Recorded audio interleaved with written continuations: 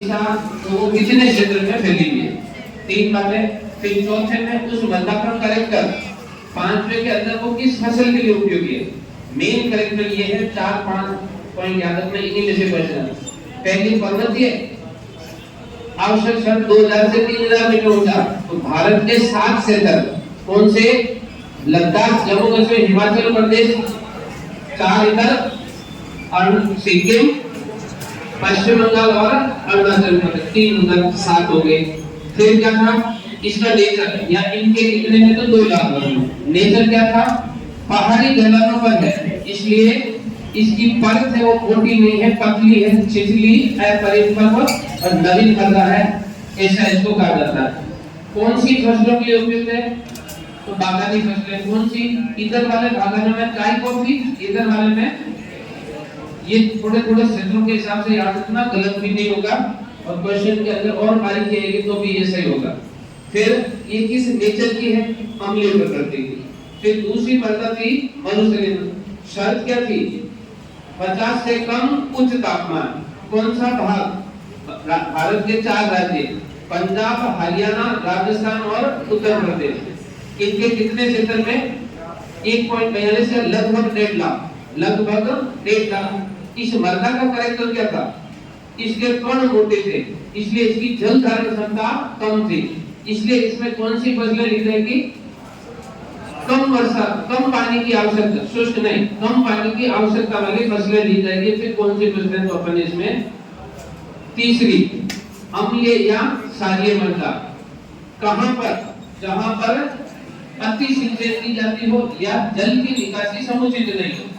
अति सिंचित क्षेत्रों में जहां पर जल की निकासी समुचित नहीं हो, वहां पर भूमिगत लवण सतह पर आ जाते हैं, एक सफेद परत के रूप में दिख जाते हैं। ऐसी मृदा को अम्लीय या क्षारीय मृदा कहते हैं। ये कृषि की दृष्टि से अनुपयुक्त है। इसके 3-4 नाम थे, नाम इसके आ सकते हैं, फूल, चौपन, रेहर, कलर, कुशल, ऐसे इसके नाम थे, वो नाम सारे याद रखने हैं। फिर इसमें कौन सी फसलें, या भारत के किस भाग में? पंजाब, हरियाणा और राजस्थान वाला भाग। कितना क्षेत्र? 70,000 से लेकर 1 लाख वर्ग किलोमीटर का क्षेत्र। कौन सी फसलें? गन्ना है, चावल यानी लवण का रोटी, आंवला, अमरूद, इस प्रकार की फसलों के लिए ये उपयुक्त है। चौथी फसल थी, चौथी मृदा थी जलोढ़। जलोढ़ का निर्माण कैसे? प्रवाहित जल अपने साथ जो मिट्टी के कण लेकर आता उसको जमा करता, क्रमानुसार या नियमित रूप से ये प्रोसेस चलता है, तो कई सालों बाद वहां पर जलोढ़ मृदा का निर्माण होता है। जलोढ़ मृदा 3 प्रकार की, तराई, खादर और। भारत के अंदर कहां पर? तो पूरा गंगा का मैदान, डेल्टाई भाग कौन सा? महानदी, गोदावरी, कृष्णा और। इनके कितने क्षेत्र में? भारत का सबसे बड़ा मृदा समूह, लार्जेस्ट सॉइल ग्रुप, 45% या 15 लाख वर्ग किलोमीटर में। तीनों भागों के अंदर कौन कौन सा? पहला भाग तराई, किस फसल के लिए? गन्ने की फसल के लिए। दूसरा खादर, किस फसल के लिए? सभी के लिए। खादर सभी के लिए, लेकिन यहाँ पर क्या ले जाते हैं? जूट और चावल। फिर बांगर, कौन सी फसलें? गेहूं, दलहन और तिलहन की फसलों के लिए। फिर 5वीं थी पीट या जैविक। कहां पर? जहां सागर का और नदी का जल दोनों भरता हो, ऐसा दलदली क्षेत्र जहां पर सागर और। भारत में कहां पर? सबसे बड़ा क्षेत्र पश्चिम बंगाल, दूसरा केरल के अंदर कोट्टयम जिले का अलेपी या अल्लुपुरम से लेकर अल्पुजर तक। एक अपवाद था उत्तराखंड का अल्मोड़ा। कितने क्षेत्र में? 1 लाख वर्ग किलोमीटर में।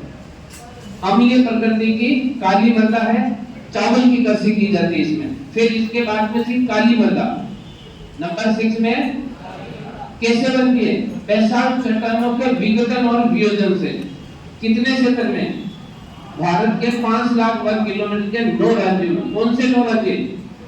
3 गुजरात, राजस्थान, मध्य प्रदेश, महाराष्ट्र, तेलंगाना, आंध्र प्रदेश, कर्नाटक, तमिलनाडु और केरल। इनके 5 लाख वर्ग किलोमीटर में या भारत के 15% भाग पर काली मृदा। किसकी फसल के लिए जानी जाती है?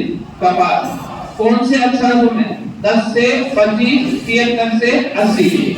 इसके बीच वाले भाग में काली मृदा। इसके 2 गुण थे, क्या थे? भीगने पर ये चिपचिपी हो जाती, कड़छी काटनी संभव नहीं, सूखने पर इसमें, इसलिए दूर से देखने पर ऐसा लगता है जैसे खेती जुताई मृदा। इसके कण सबसे छोटे, इसलिए इसकी जल धारण क्षमता सर्वाधिक। इसका उल्टा मनुष्य मृदा में कण मोटे, जल धारण क्षमता कम थी। तो सर्वाधिक सबसे छोटे कण या सर्वाधिक क्ले की मात्रा इसमें, या सर्वाधिक सिक्का या मृतिका की मात्रा इसमें। फिर इसके पास में थी लाल मृदा। लाल मृदा का निर्माण या तो क्रिस्टलीय इग्नियस रवेदार आग्नेय चट्टान हो या उसके अंदर ग्रेनाइट हो। इसके विघटन और वियोजन से कौन सी मृदा बनती है? इसमें पानी डाल दो तो इसलिए लाल पीली मृदा। कहां पर? तो काली मृदा को तीनों तरफ से घेरे हुए। कौन कौन से राज्य? मध्य प्रदेश, छत्तीसगढ़, झारखंड, उड़ीसा, आंध्र प्रदेश, तमिलनाडु और केरल। यहाँ पर इस वाले भाग के अंदर, इसके अंदर सभी पोषक तत्वों की कमी, इसलिए ये अनुपजाऊ मृदा। फिर भी इसमें कौन सी फसलें ली जाती है? मोटे अनाज, मोटे ज्वार, बाजरा, मक्का, रागी और तंबाकू, ऐसी फसलें इसमें ली जाती। फिर इसके बाद में लेटराइट, इसी मृदा का क्षेत्र, लाल पीली मृदा का क्षेत्र, जहां पर 3 शर्तें पूरी हो। कौन सी? अधिक वर्षा, ऊंचा क्षेत्र और उच्च तापमान। अधिक वर्षा 150, उच्च तापमान 25 और ऊंचा क्षेत्र 1000। ऐसे क्षेत्रों में क्या होता है? निक्षालन, लीचिंग या रिसाव प्रक्रिया द्वारा चूना और सिलिका लेकर ऊपर जो बचा हुआ भाग है वो सारा क्या है? लेटराइट मृदा। भारत में कहां-कहां पर? असम, मेघालय, झारखंड, उड़ीसा, आंध्र प्रदेश, तमिलनाडु और केरल, इनके जो पहाड़ी क्षेत्र है यहाँ पर क्या काम आती है? बागानी फसलें। कौन सी बागानी फसलें? रबर और कॉफी। रबर और इसके अलावा चाय, कॉफी, सिंकोना, गरम मसाले, इसका इसमें दूसरा इसका उपयोग ईंट बनाने के अंदर। मिट्टी वाला भाग एकदम छोटा है, अच्छा है, आप इसको अच्छे से कर सकते हो। नेक्स्ट लिखो